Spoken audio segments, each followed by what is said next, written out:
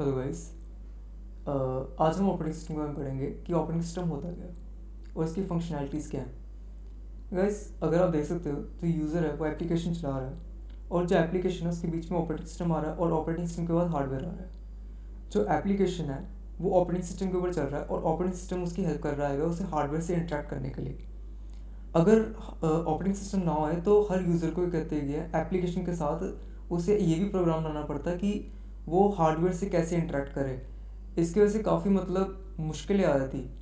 तो operating system हमारी convenience के लिए बनाया गया है कि हम आराम से अपना कंप्यूटर यूज़ कर सकें और उस पर जो एप्लीकेशन एग्जीक्यूट कर रहे हैं वो स्मूथली रन करें। ऑपरेटिंग सिस्टम की फंक्शनैलिटीज़ ये है कि इसका सबसे पहला आता है resource management. Resource management actually क्या कहते हैं, इसमें पैरेलल प्रोसेसिंग का पार्ट आता है। जब मल्टीपल यूज़र्स एक डिवाइस को जो सर्वर साइड पे है, ये सिंगल यूज़र्स काम की चीज़ नहीं है जो हम अपना कंप्यूटर अभी यूज़ कर रहे हैं, हमारे लिए काम की चीज़ नहीं है, पर ये जो सर्वर लेवल पे कंप्यूटर्स हैं वहाँ पे काम की चीज़ है। एक्चुअली कहते हैं जब मल्टीपल यूज़र्स एक कंप्यूटर को एक्सेस कर रहे होते हैं तो रिसोर्स मैनेजमेंट क्या करता है, वो डिसाइड करता है किस यूज़र को कितना हार्डवेयर प्रोवाइड करना है और कितनी देर तक प्रोवाइड करना है। ये बहुत ही इंपॉर्टेंट फंक्शनैलिटी है अपने ऑपरेटिंग सिस्टम की। सेकंड आता है कि सीपीयू शेड्यूलिंग, जिसमें प्रोसेस मैनेजमेंट है। एक्चुअली अगर आपको नहीं पता है तो हमारा कंप्यूटर एक टाइम पे सिर्फ एक ही प्रोसेस को चलाता है, लेकिन क्या कहते हैं जो सीपीयू शेड्यूलिंग है वो डिसाइड करता है किस प्रोसेस को कितनी देर तक सीपीयू देना है। मतलब ये थोड़ा एडवांस टॉपिक है, मतलब थ्रेडर कॉन्करेंसी जब आप फ्यूचर में पढ़ोगे। पर अभी के लिए आप ये समझ लो कि एक टीचर है, ठीक है, उसको हम सीपीयू कह लेते हैं, जो बच्चे हैं प्रोसेस है, और जो किताबें हैं वो प्रोग्राम है जो स्टैटिक है। अब जो हम प्रोसेस है ना, हमने क्या कहते हैं एक प्रोसेस को हमने कहा कि तू वीडियो प्लेयर चलाएगा, एक को कहा है कि तू ब्राउज़र चलाएगा, तीसरे को कहा है तू गेम चलाएगा। तो प्रोसेसर जब हम चलाते हैं तो मतलब जब हम कंप्यूटर चलाते हैं तो हमें लगता है कि कितना स्मूथ चल रहा है हमारा कंप्यूटर।